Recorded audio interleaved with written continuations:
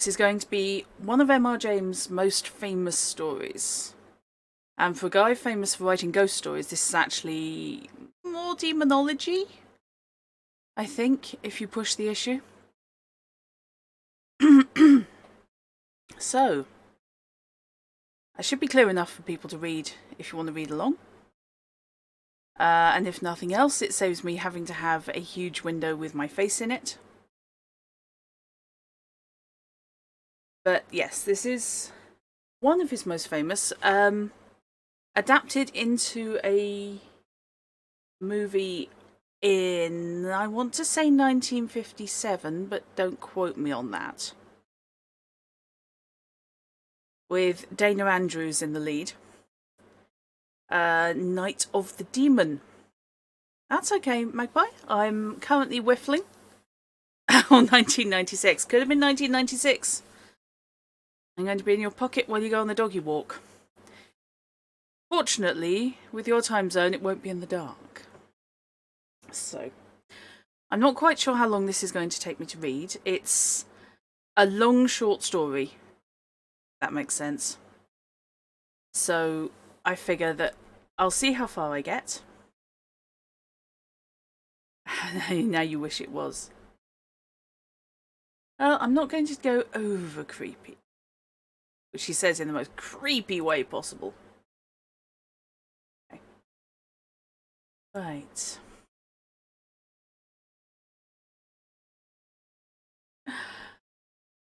However,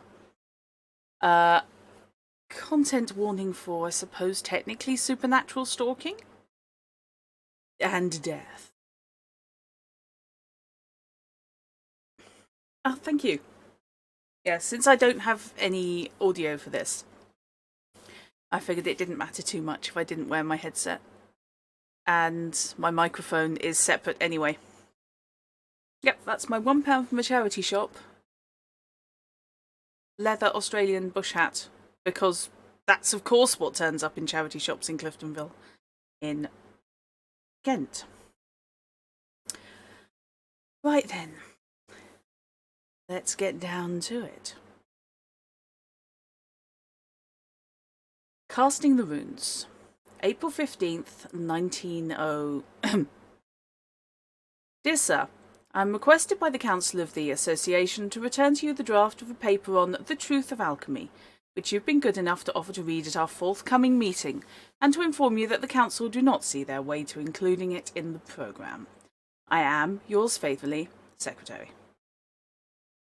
April 18th. Dear Sir, I am sorry to say that my engagements do not permit me of my affording you an interview on the subject of your proposed paper, nor do our laws allow of your discussing the matter with a committee of our council, as you suggest. Please allow me to assure you that the fullest consideration was given to the draft which you submitted, and that it was not declined without having been referred to with the judgment of a most competent authority. No personal question, it can hardly be necessary for me to add, can have had the slightest influence on the decision of the Council. Believe me, ut supra. April 20th.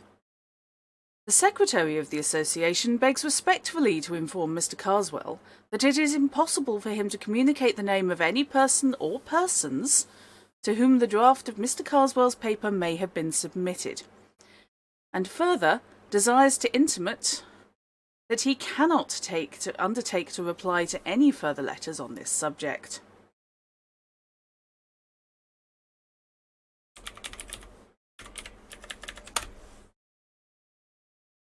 And who is Mr. Carswell? Inquired the Secretary's wife. She had called at his office, and perhaps unwarrantably, had picked up the last of these 3 letters which the typist had just brought in. Why, my dear, just at present Mr. Carswell is a very angry man. But I don't know much about him otherwise, except that he's a person of wealth. His address is Lufford Abbey, Warwickshire, and he's an alchemist, apparently, and he wants to tell us all about it, and that's about all. Except that I don't want to meet him for the next week or 2. Now, if you're ready to leave this place, I am. What have you been doing to make him angry? Asked Mrs. Secretary. The usual thing, my dear, the usual thing. He sent in a draft of a paper he wanted to read at the next meeting, and we referred it to Edward Dunning, almost the only man in England who knows about these things. and he said it was perfectly hopeless, so we declined it. So Carswell's been pelting me with letters ever since. The last thing he wanted was the name of the man we referred his nonsense to. You saw my answer to that. But don't say anything about it, for goodness sake. I should think not, indeed. Did I ever do such a thing? I do hope, though, he won't get to know that it was poor Mr. Dunning. Poor Mr. Dunning? I don't know why you call him that. He's a very happy man, is Dunning. Lots of hobbies and a comfortable home, and all his time to himself. I only meant I should be sorry for him if this man got hold of his name and came and bothered him. Oh, yes. I dare say he would be poor Mr. Dunning then. The secretary and his wife were lunching out, and the friends to whose house they were bound were Warwickshire people. So Mrs. Secretary had already settled in her own mind she would question them judiciously about Mr. Carswell. But she was saved the trouble of leading up to the subject, for the hostess said to the host, before many minutes had passed, "I saw the Abbot of Lufford this morning." The host whistled. "Did you? What in the world brings him up to town?" "Goodness knows. He was coming out of the British Museum gate as I drove past." It was not unnatural that Mrs. Secretary should inquire whether this was a real abbot who was being spoken of. "Oh, no, my dear, only a neighbour of ours in the country who bought Lufford Abbey a few years ago. His real name's Carswell." "Is he a friend of yours?" asked Mr. Secretary, with a private wink to his wife. The question let loose a torrent of declamation. There was really nothing to be said for Mr. Carswell. Nobody knew what he did with himself. His servants were a horrible set of people. He'd invented a new religion for himself and practised no one could tell what appalling rites. He was very easily offended and never forgave anybody. He had a dreadful face, so the lady insisted, her husband somewhat demurring. He never did a kind action, and whatever influence he did exert was mischievous. "Do the poor man justice, dear," the husband interrupted. "You forget the treat he gave the school children." "Forget it, indeed. But I'm glad you mentioned it, because it gives an idea of the man. Now, Florence, listen to this. The first winter he was at Lufford, this delightful neighbour of ours wrote to the clergyman of his parish. He's not ours, but we know him very well, and offered to show the school children some magic lantern slides. He said he had some new kinds which he thought would interest them. Well, the clergyman was rather surprised because Mr. Carswell had shown himself inclined to be unpleasant to the children, complaining of their trespassing or something of the sort. But of course he accepted, and the evening was fixed, and our friend went himself to see that everything went right. He said he never had been so thankful for anything as that his own children were all prevented from being there. They were at a children's party at our house, as a matter of fact. Because this Mr. Carswell had evidently set out with the intention of frightening these poor village children out of their wits. And I do believe if he'd been allowed to go on, he would actually have done so. He began with some comparatively mild things. Red Riding Hood was one, and even then Mr. Farrar said the wolf was so dreadful that several of the smaller children had to be taken out. He said Mr. Carswell began the story by producing a noise like a wolf howling in the distance, which was the most gruesome thing he'd ever heard. All the slides he showed, Mr. Farrar said, were most clever.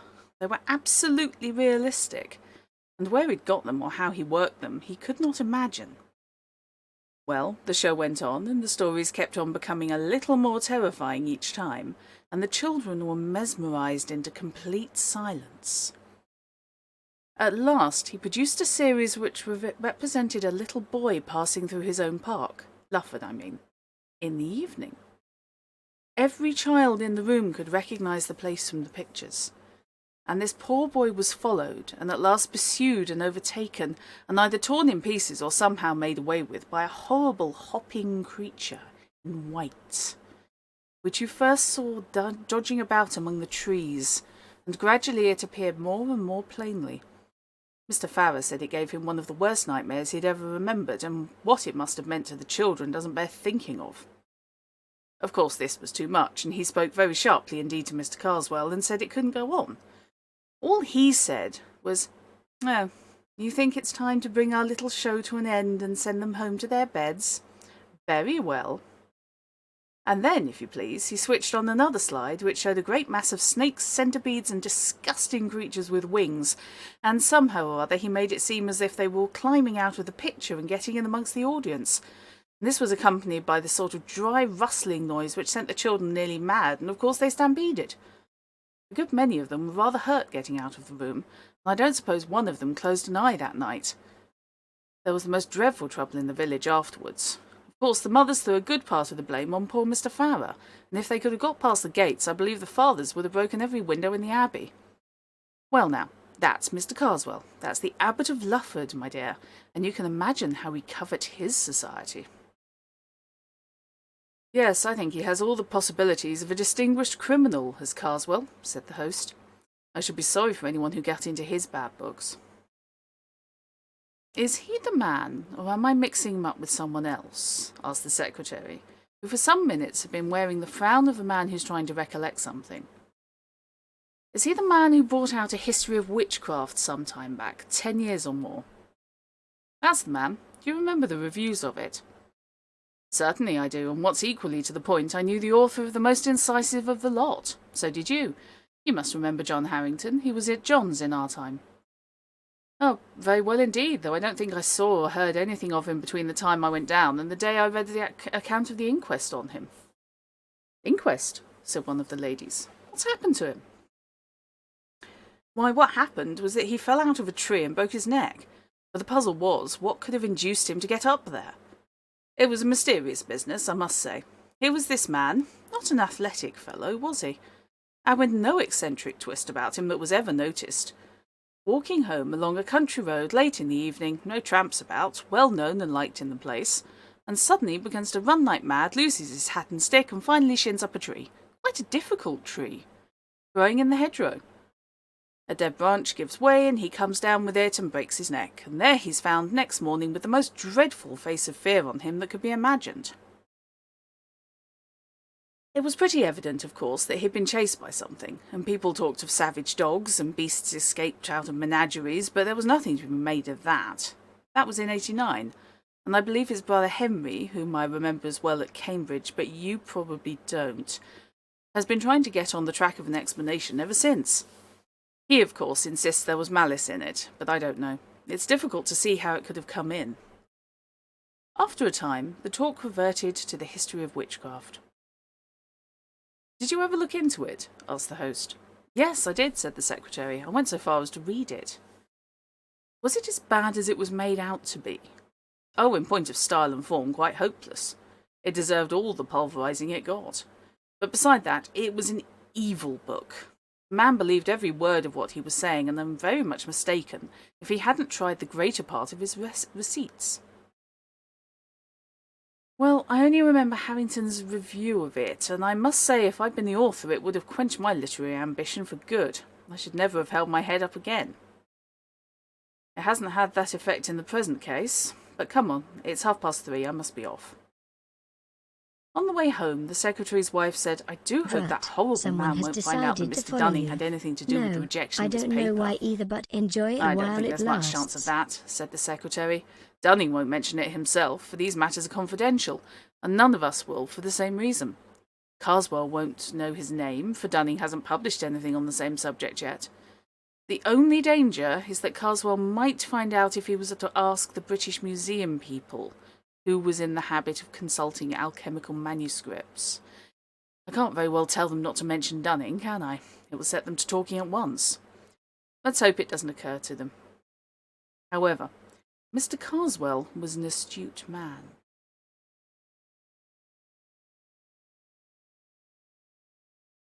Drink. Yes, thank you for the resub. Thank you, Alexia. I'm very fond of this hat. I never realised how old British books sound in their natural accent because you read them in yours.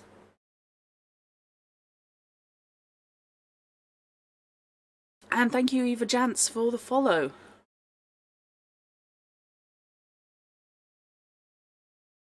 I suspect a lot of drinking's going on this evening. Talking is dry. Okay. This much is in the way of prologue. On an evening rather later in the same week, Mr. Edward Dunning was returning from the British Museum, where he'd been engaged in research, to the comfortable house in the suburb where he lived alone, tended by two excellent women who'd been long with him. There's nothing to be added by way of description of him to what we've already heard. Let us follow him as he takes his sober course homewards. Hello, Chrono!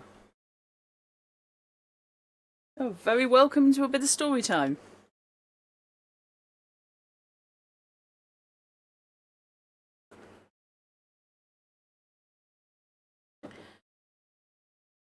A train took him to within a mile or so of his house, and the electric tram a stage further.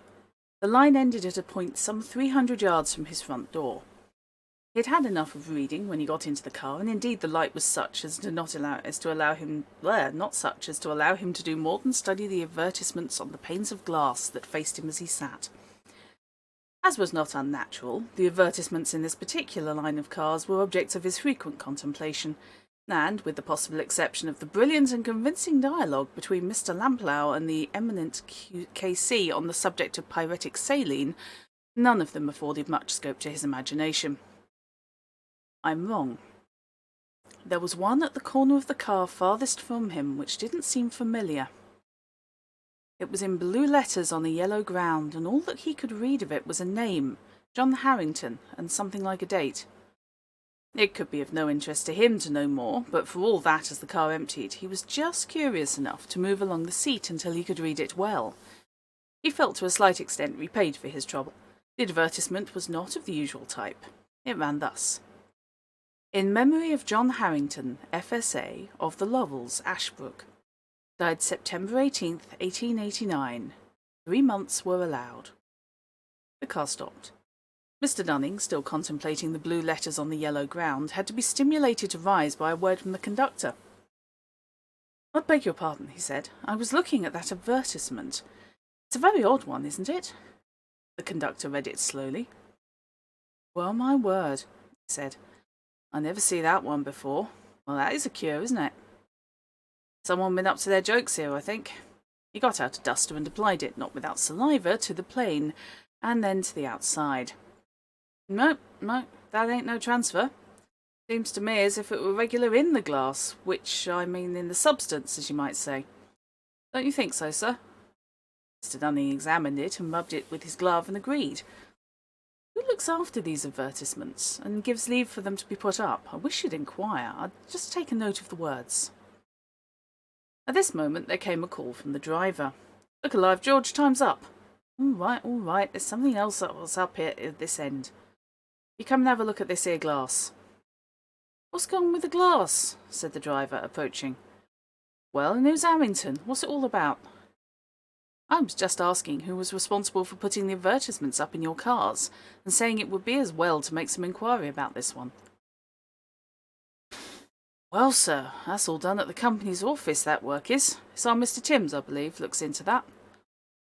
When we put up tonight, I'll leave word, and perhaps we can tell you tomorrow if you happen to be coming this way. This was all that passed that evening. Mr. Dunning did just go to the trouble of looking up Ashbrook and found it was in Warwickshire. Next day he went to town again. The car, it was the same car, was too full in the morning to allow of his getting a word with the conductor. He could only be sure that the curious advertisement had been made away with. The close of the day brought a further element of mystery into the transaction. He had missed the tram, or else preferred walking home, but at a rather late hour, while he was at work in his study, one of the maids came to say that 2 men from the tramways were very anxious to speak to him. This was the reminder of the advertisement, which he had, he says, nearly forgotten. He had the men in, they were the conductor and driver of the car, and when the matter of refreshment had been attended to, asked what Mr. Timms had to say about the advertisement. Well, sir, that's what we took the liberty to step around about, said the conductor. Mr. Timms, he gives William here the rough side of his tongue about that. According to him, there weren't no advertisement of that description sent in, nor ordered, nor paid for, nor put up, nor nothing, let alone not put in there. And we were playing the fool, taking up his time. Well, I says, if that's the case, all I ask of you, Mr. Timms, I says, is to take and look at it for yourself, I says. Of course, if it ain't there, I says, you may take and call me what you like. Right, he says, I will. And we went straight off. Now I leave it to you, sir, if that ad, as we term 'em, with Harrington on, weren't as plain as ever you see anything. Blue letters on yellow glass, and I says at the time, and you bore me out, regular in the glass, 'cause if you remember, you recollect me swabbing it with my duster. Sure, I do, quite clearly. Well? You may say, well, I don't think Mr. Timms, he gets in that car with a light. No, he told old William to hold the light outside. Now, he says, where's your precious ad, what we've heard so much about? Here it is, I says, Mr. Timms, and I laid my hand on it. The conductor paused. Well, said Mr. Dunning, it was gone, I suppose. Broken? Broke? Not it. There weren't, if you'll believe me, no more trace of them letters, blue letters they was, on that piece of glass then. Well, it's no good me talking, I never saw such a thing. I'll leave it to William here if... But there, as he says, what's the benefit in me going on about it? And what did Mr. Timms say? Why, did he give him leave to? Called us pretty much anything he liked, and I don't know as I blame him so much neither. But what we thought, William and me did, was, as we'd seen you taken down a bit of note about that lettering. I certainly did, and I have it now. Did you wish me to speak to Mr. Timms myself and show it to him? Was that what you came in about? There, didn't I say as much? Said William.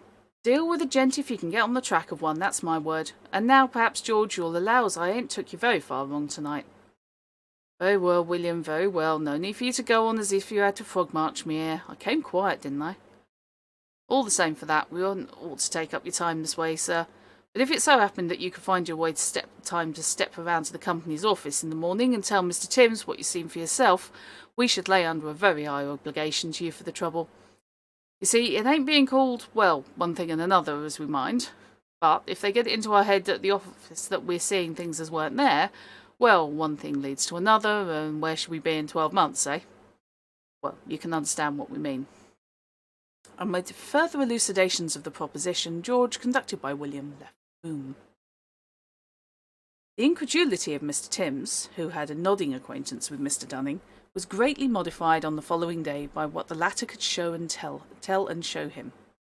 And any bad mark that might have been attached to the names of William and George was not suffered to remain on the company's books. But explanation there was none. Mr. Dunning's interest in the matter was kept alive by an incident of the following afternoon. He was walking from his club to the train, and he noticed somewhere ahead of man with a handful of leaflets, such as are distributed to passers-by by agents of enterprising firms. This agent had not chosen a very crowded street for his operations. In fact, Mr. Dunning did not see him get rid of a single leaflet before he himself reached the spot. One was thrust into his hands as he passed. The hand that gave it touched his, and he experienced a sort of little shock as it did so. It seemed unnaturally rough and hot. He looked in passing at the giver, but the impression he got was so unclear that however much he tried to reckon it up subsequently, nothing would come. Pardon me. He was walking quickly, and as he went on, glanced at the paper. It was a blue one. The name of Harrington in large capitals caught his eye. He stopped, startled, and felt for his glasses. The next instant, the leaflet was twitched out of his hands by a man who hurried past, and was irrecoverably gone. I can read, I promise. He ran back a few paces, but where was the passer-by? Then where was the distributor?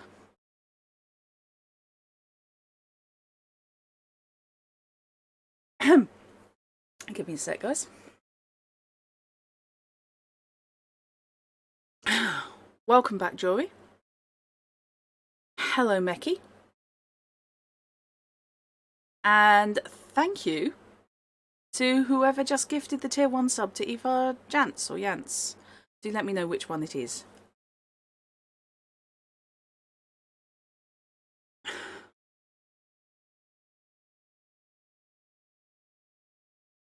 It was in a somewhat pensive frame of mind that Mr. Dunning passed on the following day into the select manuscript room of the British Museum, and filled up tickets for Harley 3586 and some other volumes. After a few minutes they were brought to him, and he was settling the one he wanted first upon the desk, when he thought he heard his own name whispered behind him. He turned round hastily, and in doing so brushed his little portfolio of loose papers onto the floor. He saw no one he recognised except one of the staff in charge of the room, who nodded to him, and he proceeded to pick up his papers. He thought he had them all, and was turning to begin work when a stout gentleman at the table behind him, who was just rising to leave and had collected his own belongings, touched him on the shoulder, saying, "May I give you this? I think it should be yours," and handed him a missing quire. "It is mine, thank you," said Mr. Dunning. In another moment the man had left the room. Upon finishing his work for the afternoon, Mr. Dunning had some conversation with the assistant in charge, and took occasion to ask who the stout gentleman was. "Oh, he's a man named Carswell," said the assistant. "He was asking me a week ago who were the great authorities in alchemy, and of course I told him you were the only one in the country. I'll see if I can't catch him. He'd like to meet you, I'm sure." "For heaven's sake, don't dream of it," said Mr. Dunning. "I'm particularly anxious to avoid him." "Oh, very well," said the assistant. "He doesn't come here often. I dare say you won't meet him." More than once on the way home that day, Mr. Dunning confessed to himself he did not look forward with his usual cheerfulness to a solitary evening. It seemed to him that something ill-defined and impalpable had stepped between him and his fellow men, had taken him in charge, as it were. He wanted to sit close up to his neighbours in the train and in the tram, but as luck would have it, both train and car were markedly empty. The conductor, George, was thoughtful, and appeared to be absorbed in calculations as to the number of passengers. On arriving at his house, he found Dr. Watson, his medical man, on his doorstep. "I've had to upset your household arrangements, I'm sorry to say, Dunning. Both your servants hors de combat. In fact, I've had to send them to the nursing home." "Good heavens, what's the matter?" It's something like ptomaine poisoning, I should think. You've not suffered yourself, I can see, or you wouldn't be walking about. I think they'll pull through all right." "Oh, dear, dear, have you any idea what brought it on?" "Well, they tell me they bought some shellfish from a hawker at their dinner time. It's odd, I've made inquiries, but I can't find that any hawker has been to other houses on the street. I couldn't send word to you, they won't be back for a bit. You can come and dine with me tonight anyhow, and we can make arrangements for going on. 8 o'clock. Don't be too anxious." The solitary evening was thus obviated, at the expense of some distress and inconvenience, it's true. Mr. Dunning spent the time pleasantly enough with the doctor, a rather recent settler, and returned to his lonely home at about 11:30. "Thank you, Valkyrie. I tell you what, the hat's getting more love than I am at the moment."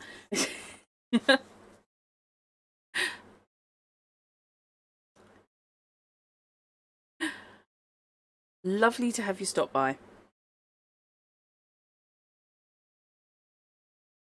The night he passed is not one on which he looks back with any satisfaction. He was in bed, and the light was out. He was wondering if the charwoman would come early enough to get him hot water next morning, when he heard the unmistakable sound of his study door opening. No step followed it on the passage floor, but the sound must mean mischief, and he knew he had shut the door that evening after putting his papers away in his desk. It was rather shame than courage that induced him to slip out into the passage and lean over the banister in his nightgown, listening. No light was visible, no further sound came, only a gust of warm or even hot air played for an instant around his shins. He went back and decided to lock himself into his room. "Well, thanks, Valkyrie. As I said, I need the practice at the moment. Also, I need to shut Techie up, for she is talking."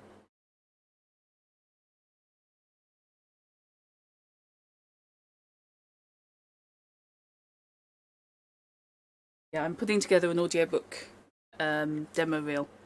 So anything particularly I'm happy with, I'm going to be able to pull out from here.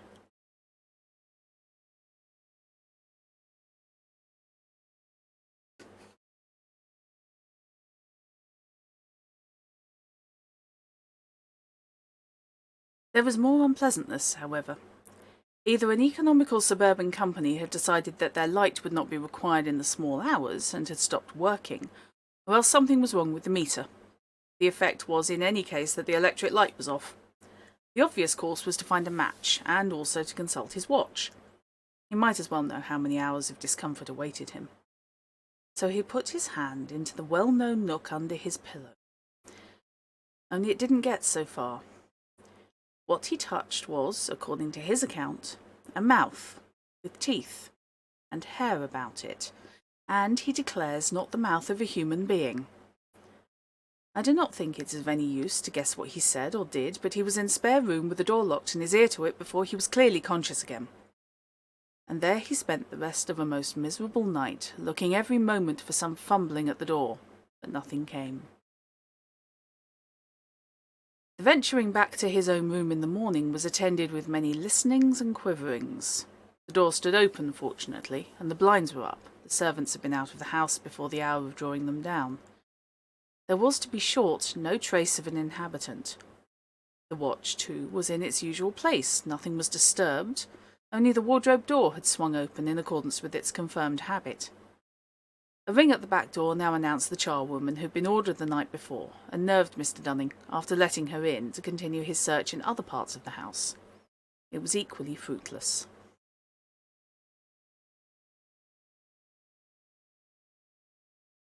Oh, and you can get drop-read audiobooks. It's actually something I'm hoping for. Both sort of commercially and if I can, if I can find older ones. So fingers crossed.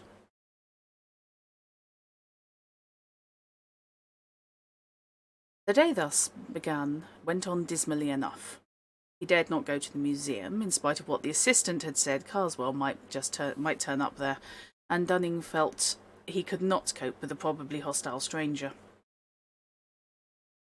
His own house was odious. He hated sponging on the doctor. He spent some little time in the call at the nursing home, where he was slightly cheered by a good report of his housekeeper and maid. Toward lunchtime, he betook himself to his club, again experiencing a gleam of satisfaction at seeing the secretary of the association. At luncheon, Dunning told his friend the more material of his woes, but could not bring himself to speak of those that weighed most heavily on his spirits. "My poor dear man," said the secretary, "what an upset! Look here, we're alone at home, absolutely. You must put up with us. Yes, no excuse. Send your things in this afternoon." Dunning was unable to stand out. He was, in truth, becoming acutely anxious as the hours went on, as to what that night might have waiting for him. He was almost happy as he hurried home to pack up. His friends, when they had time to take stock of him, were rather shocked at his lorn appearance, and gave their best to keep him up to the mark. Not altogether without success, but when the two men were smoking alone later, Dunning became dull again. Suddenly he said, "Gayton, I believe that alchemist man knows it was I who got his paper rejected." Gayton whistled. "What makes you think that?" he said. Dunning told of his conversation with the museum assistant, and Gayton could only agree that the guess seemed likely to be correct. "Not that I care much," Dunning said, and went on. "Only it might be a nuisance if we're to meet. He's a bad-tempered party, I imagine." Conversation dropped again.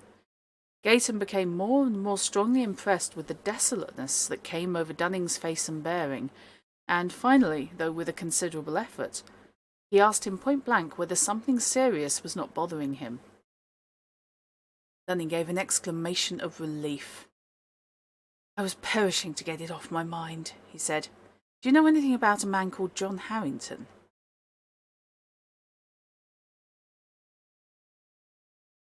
"Fair enough, Fish."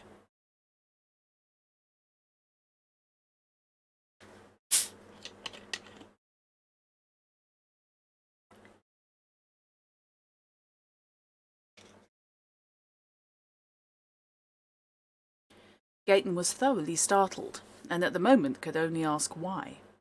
Then the complete story of Dunning's experiences came out. What had happened in the tramcar, in his own house, and in the street, the troubling of spirit that had crept over him and still held him. And he ended with the question he had begun with. Gayton was at a loss how to answer him. To tell the story of Harrington's end would perhaps be right, only Dunning was in a nervous state. The story was a grim one, and he could not help asking himself whether there was not a connecting link between these two cases in the person of Carswell. It was a difficult concession for a scientific man, but it could be eased by the phrase hypnotic suggestion. In the end, he decided that his answer tonight should be guarded. He would talk the situation over with his wife. So he said that he had known Harrington at Cambridge and believed he had died suddenly in 1889, adding a few details about the man and his published work. He did talk over the matter with Mrs. Gayton, and as he had anticipated, she leapt at once to the conclusion which had been hovering before him. It was she who reminded him of the surviving brother, Henry Harrington, and she also who suggested that he might be got hold of by means of their hosts of the day before. He might be a hopeless crank, objected Gayton.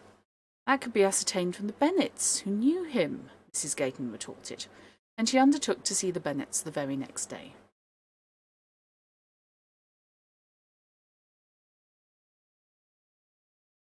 Hello, Osmonday.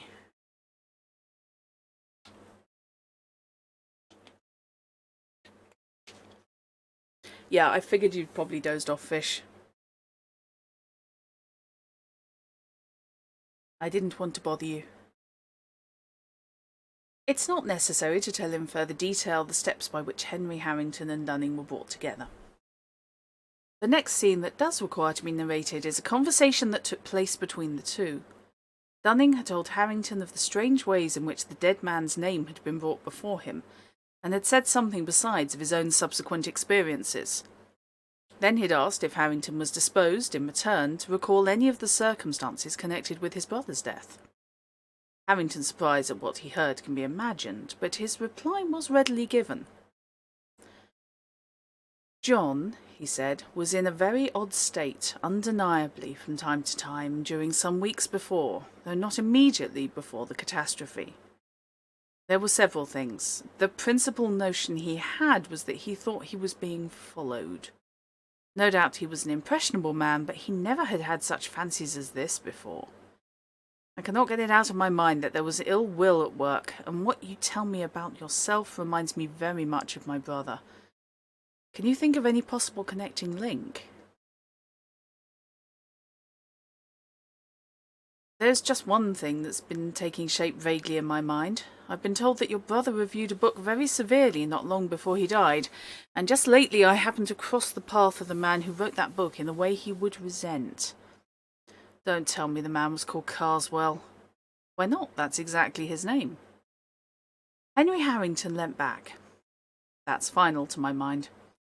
Now I must explain further. From something he said, I feel sure that my brother John was beginning to believe, very much against his will, that Carswell was at the bottom of his trouble. I want to tell you what seems to me to have a bearing on the situation. My brother was a great musician and used to run up to concerts in town. He came back 3 months before he died from one of these, and gave me his programme to look at, an analytical programme. He always kept them. I nearly missed this one, he said.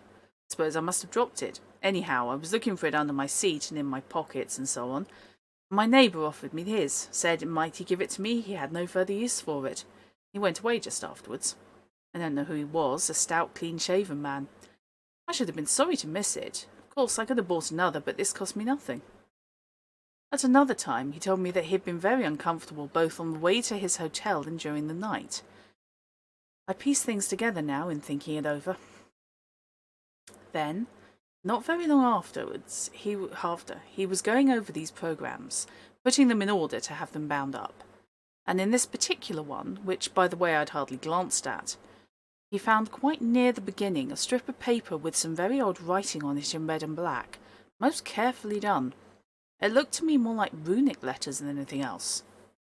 Why, he said, this must belong to my fat neighbour. It looks as if it might be worth returning to him. It may be a copy of something. Evidently someone has taken trouble over it. How can I find his address? We talked it over for a little and agreed that it wasn't worth advertising about and that my brother had better look out for the man at the next concert, to which he was going very soon. The paper was lying on the book, and we were both by the fire. It was a cold, windy summer evening. I suppose the door blew open, though I didn't notice it. At any rate, a gust, a warm gust it was, came quite suddenly between us, took the paper and blew it straight into the fire. It was light, thin paper, and flared and went up the chimney in a single ash. Well, I said, can't give it back now. He said nothing for a minute, then rather crossly, no, I can't, but why you should keep on saying so, I don't know. I remarked that I didn't say it more than once. Not more than 4 times, you mean, was all he said. I remember all that very clearly without any good reason, and now to come to the point. I don't know if you looked at that book of Carswell's, which my unfortunate brother reviewed. It's not likely that you should. But I did, both before his death and after it. The first time we made game of it together, it was written in no style at all. Split infinitives and every sort of thing that makes an Oxford gorge rise. Then there was nothing that the man didn't swallow, mixing up classical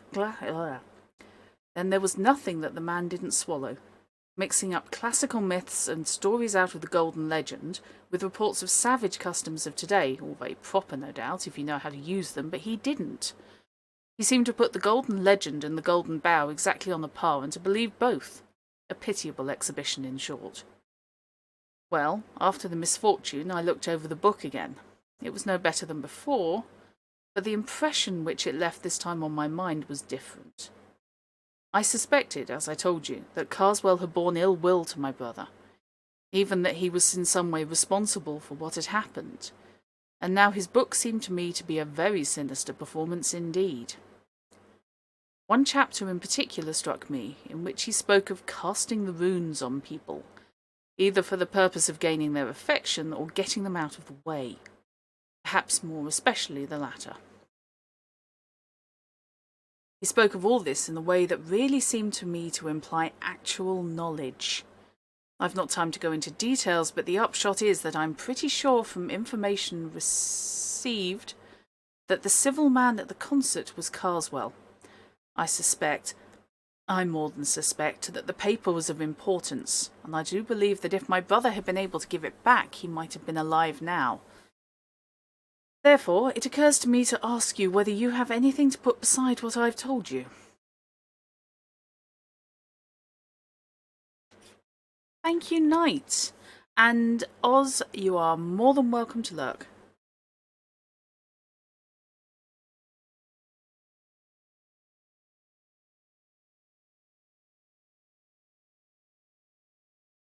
By way of answer, Dunning had the episode in the manuscript room at the British Museum to relate. Then he did actually hand you some papers. Have you examined them? No? Because we must, if you'll allow it, look at them once and very carefully. They went to the still empty house. Empty, for the 2 servants were not yet able to return to work. Dunning's portfolio of papers was gathering dust on the writing table. In it were the quires of small-sized scribbling paper, which he used for his transcripts, and from one of these, as he took it up, there slipped and fluttered out into the room with uncanny quickness a strip of thin, light paper. The window was open, but Harrington slammed it to just in time to intercept the paper which he caught.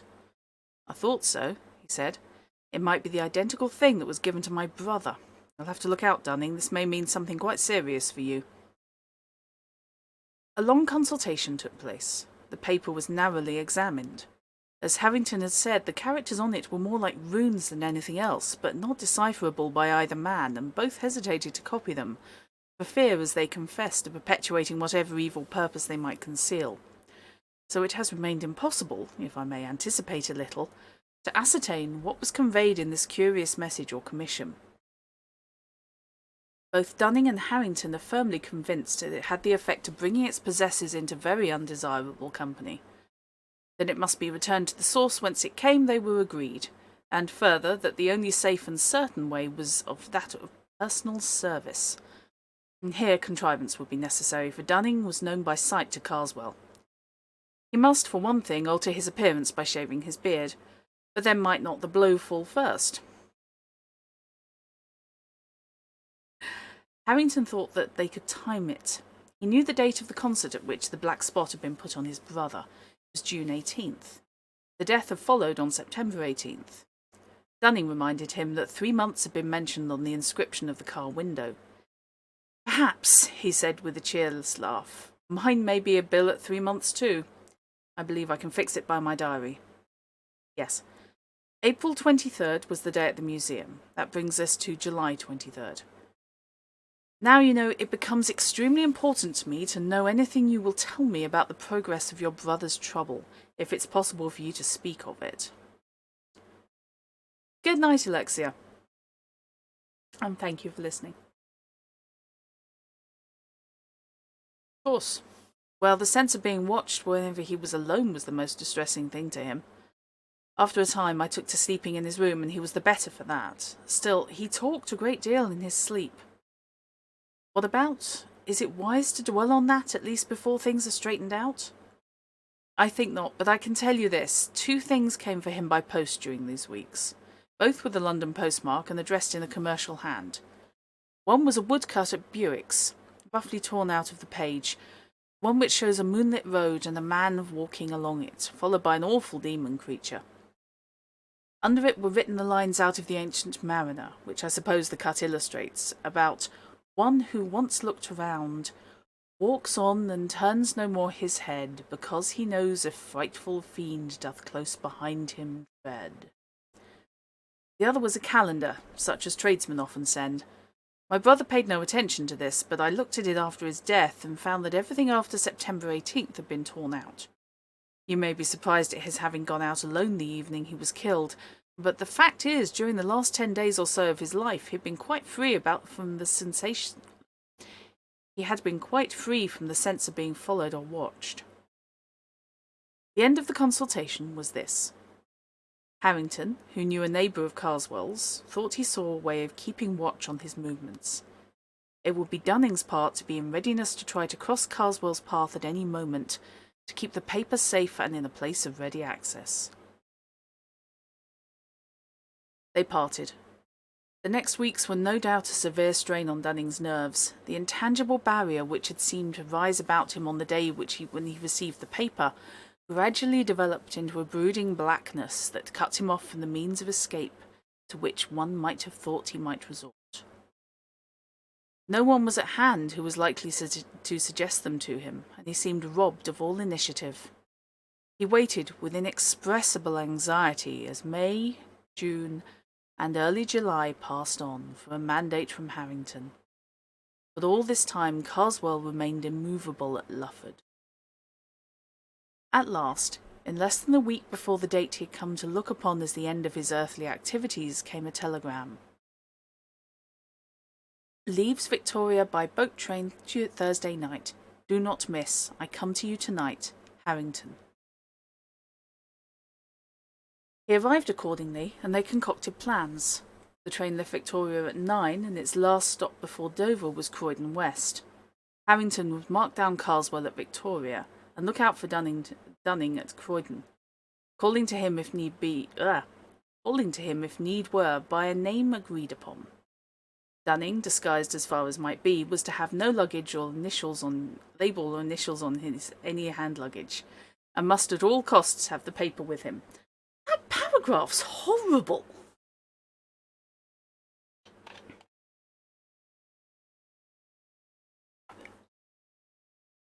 Yep, Croydon. You never get out of Croydon alive. Specifically Croydon West, which implies multiple stations in Croydon.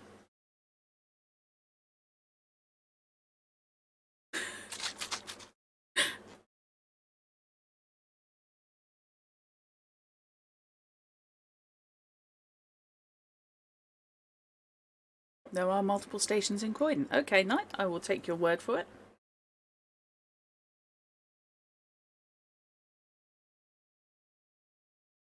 Yeah, true. I don't know why I always assume Bromley's bigger. West East and South Croydon stations at the moment. Oh, good lord.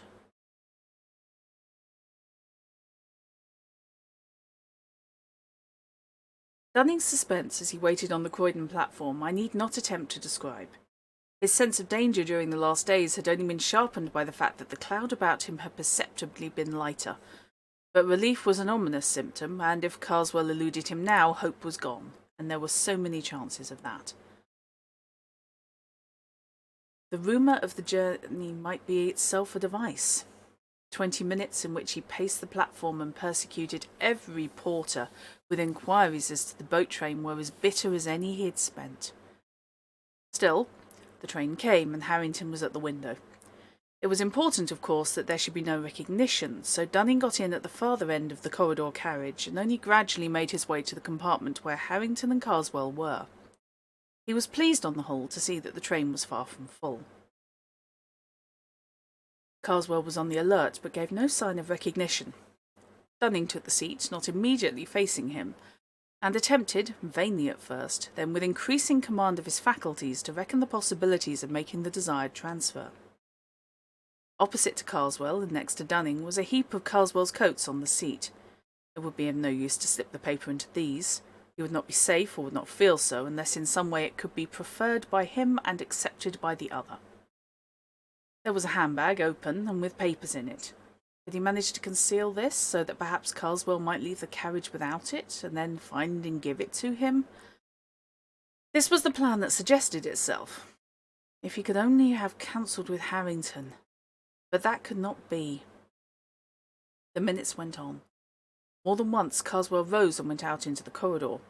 The second time Dunning was on the point of attempting to make the bag fall off the seat, but he caught Harrington's eye and read in it a warning.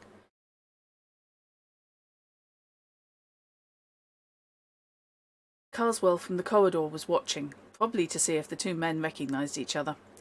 He returned, but was evidently restless, and when he rose the third time, hope dawned, for something did slip off his seat and fall with hardly a sound to the floor.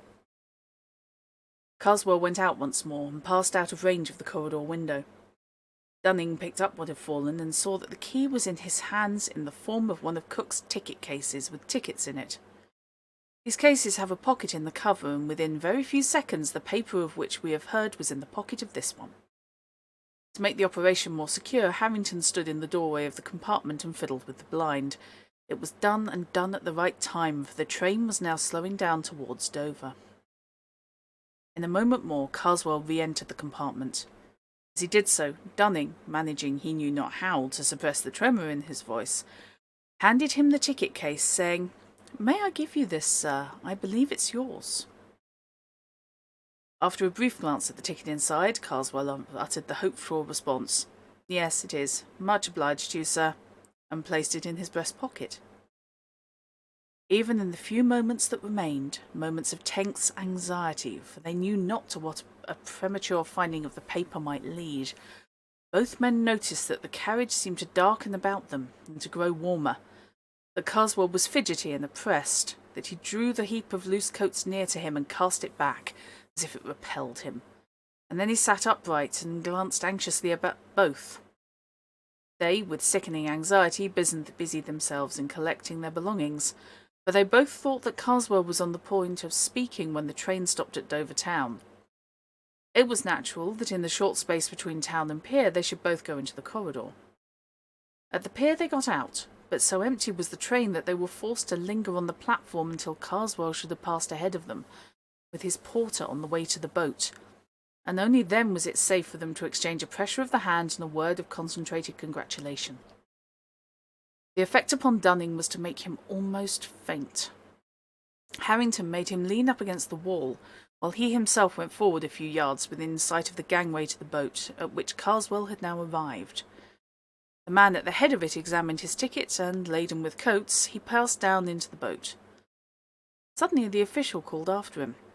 "You, sir, beg pardon, did the other gentleman show his ticket?" "What the devil do you mean by the other gentleman?" Carswell's snarling voice called back from the deck. The man bent over and looked at him. "The devil? Well, I don't know, I'm sure." Harrington heard him say to himself, and then aloud, "My mistake, sir, must have been your rugs. Ask your pardon."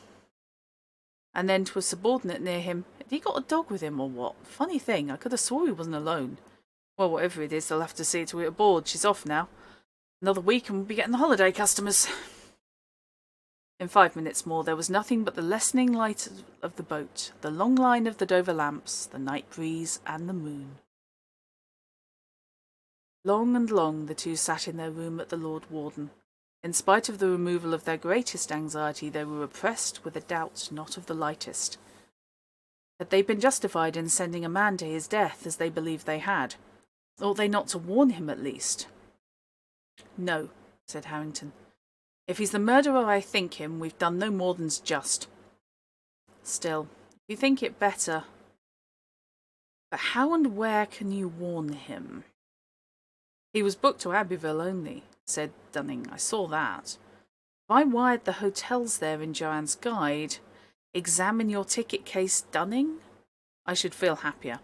This is the 21st, he'll have a day, but I'm afraid he's gone into the dark. So telegrams were left at the hotel office. It's not clear whether these reached their destination, or whether if they did they were understood. All that is known is that on the afternoon of the 23rd, an English traveller examining the front of St Wolfram's Church at Abbeville, then under extensive repair, was struck on the head and instantly killed by a stone falling from the scaffold erected from the northwestern tower. There being, as was clearly proved, no workman on the scaffold at that moment, and the traveller's papers identified him as Mr. Carswell. Only one detail should be added. At Carswell's sale, a set of Buick, sold with all faults, was acquired by Harrington. The page with the woodcut of the traveller and the demon was, as he expected, mutilated. Also, after a judicious interval, Harrington repeated to Dunning something of what he had heard his brother say in his sleep. But it was not long before Dunning stopped him.